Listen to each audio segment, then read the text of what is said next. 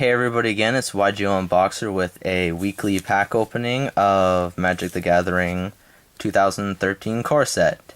This one features Liliana of the Dark Realms on the cover, so let's get started.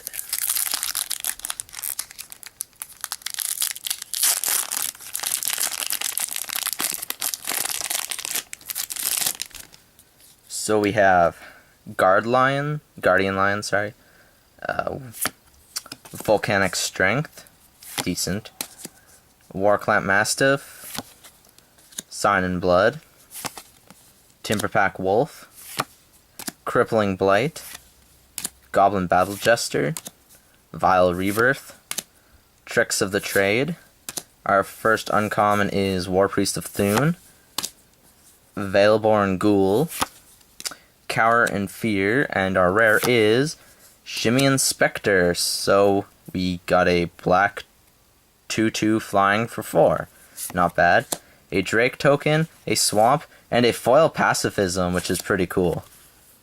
So yep, that's pack 1 of the weekly pack opening series. Hope you guys enjoyed.